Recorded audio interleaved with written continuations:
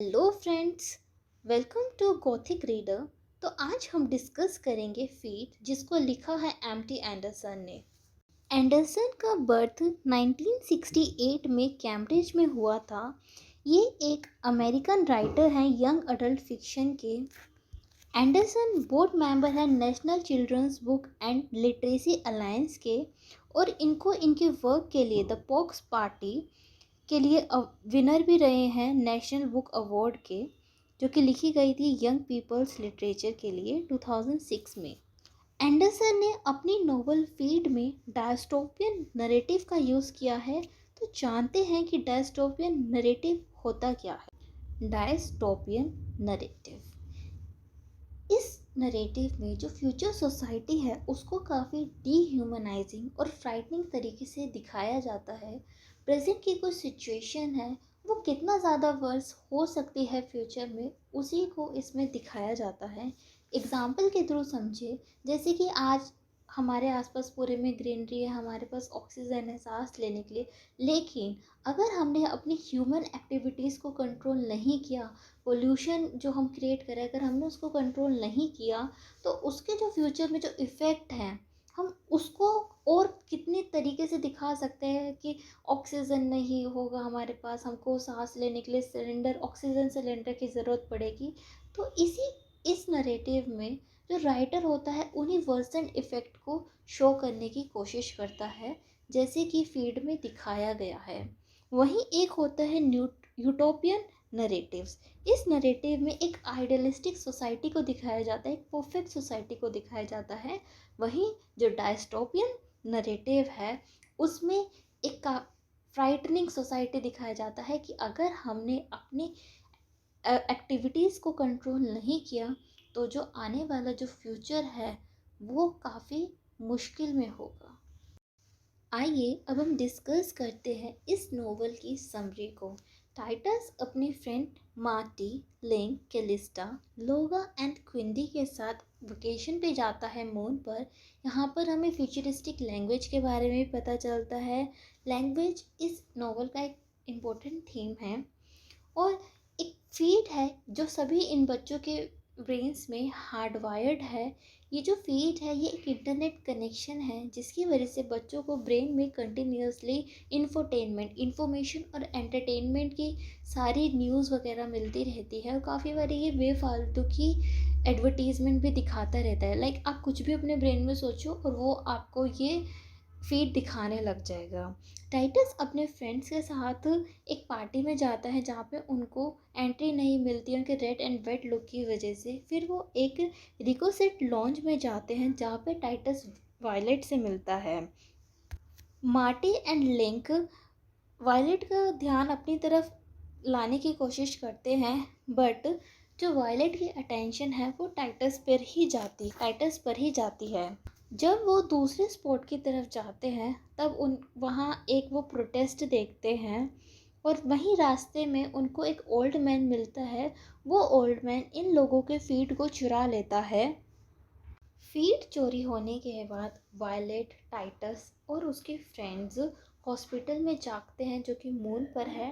Titus सोचता है कि कैसे बाकी अदर बॉडी पार्ट्स की तरह फीड भी उनकी लाइफ में अब कितना ज़्यादा इम्पोर्टेंट है, और उसके बिना अब वो उनकी लाइफ कुछ भी नहीं है।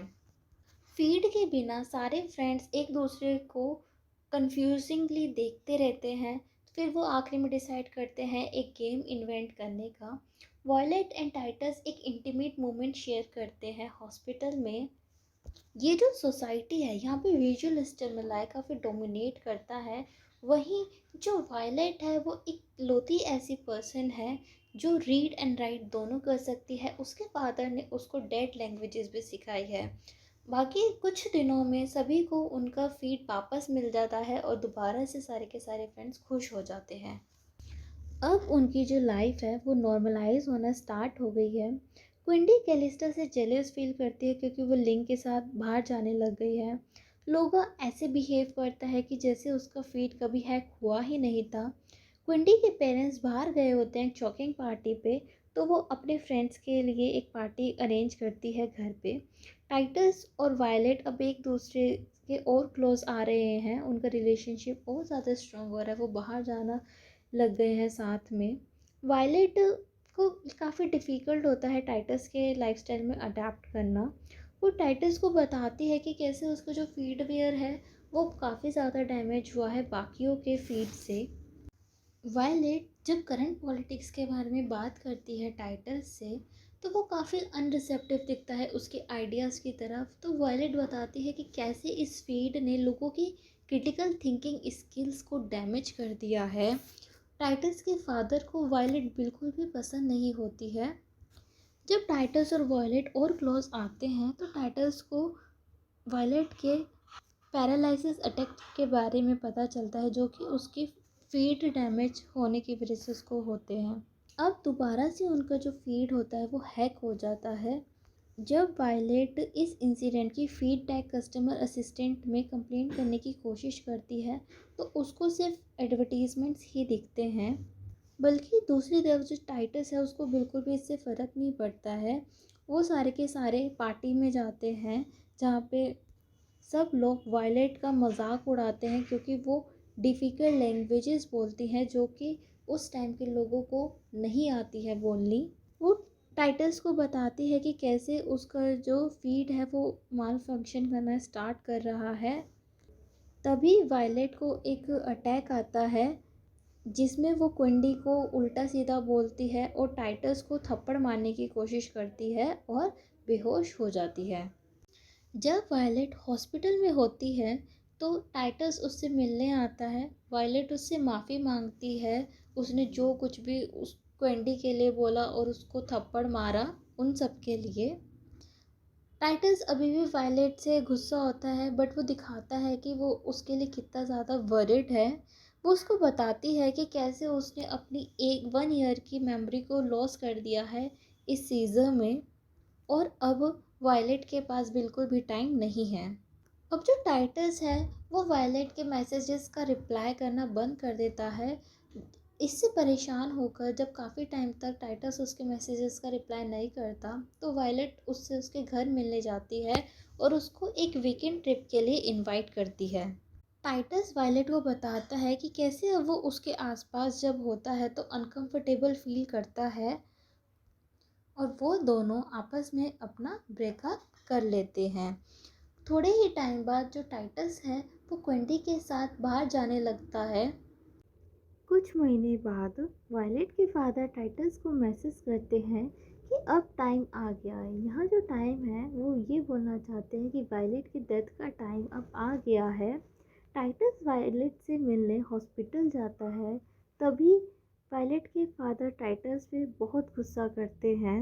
अब टाइटस वायलेट से मिलने रोज हॉस्पिटल जाता है, और जब वो अपनी लाइफ की कुछ आखिरी सांसें लेती है तो वो उसको दुनिया भर की अलग अलग नई नई कहानियाँ सुनाता है और उसको बोलता है कि वो उसको हमेशा याद रखेगा। नोवेल के कुछ इम्पोर्टेंट थीम हैं। First, language. पूरी नोवेल में हमको फ्यूचरिस्टिक लैंग्वेज देखने को मिलेगी। वहीं पे जो पुरानी लैंग्वेज है उनको डेड लैंग्वेज कंसीडर किया जाने लगा है। रीडिंग और राइटिंग जो है वो अब पास्ट की बात हो चुकी है। अब ये जो जनरेशन है ये बिल्कुल भी रीडिंग और राइटिंग जानते ही नहीं है। और जब हम देखते हैं कि वॉयलेट जब ये पुरानी लैंग्वेज ये डेड लैंग्वेजेस बोलती है और बताती है कि उसको रीडिंग एंड राइटिंग आती है, तो वो कैसे सब उसको अलग तरीके से देखते हैं और उसको मजाक उड़ाते हैं डेड लैंग्वेजेस बोलने के लिए। सेकंड थीम है जेंडर। जेंडर स्टीरियोटाइप्स भी हमें इस नॉवल में देखने को मिलेंगे, जैसे कि जो जुपिटर प्लैनेट है वहाँ पे सिर्फ अकेले मैन जा सकते हैं, वहीं जो वुमेन है वो सिर्फ लेटेस्ट फैशन ट्रेंड्स के लिए और ब्यूटी स्टैंडर्ड्स के लिए ही उनका दिखाया गया है। विमेन के लिए ब्यूटी ही सब कुछ है। थर्ड है कंज्यूमरिस्ट टेक्नो डायस्टोपिया। इस नॉवल में एक वायरलेस माइक्रोचिप ब्रेन में डाली जाती है अमेरिकन पीपल के बहुत ही कम एज से। ये जो चिप है सारे के सारे बेसिक फंक्शंस ब्रेन के उनको रिमूव कर देती है और अपने खुद का एक स्ट्रीमिंग करती रहती है, इंफॉर्मेशन देती रहती है, एंटरटेनमेंट देती रहती है, एडवर्टीज़मेंट देती है, जिसकी वजह से लोगों की जो खुद की क्रिटिकल थिंकिंग है वो तो बिल्कुल ख़त्म ही हो गई है। ये जितनी भी कॉरपोरेट वर्ल्ड है, ये अपना जो चाहते हैं सिर्फ वही दिखाते हैं इन लोगों को अब। तो ये वीडियो यहीं ख़त्म होती है। आई होप कि आपको ये वीडियो पसंद आई हो।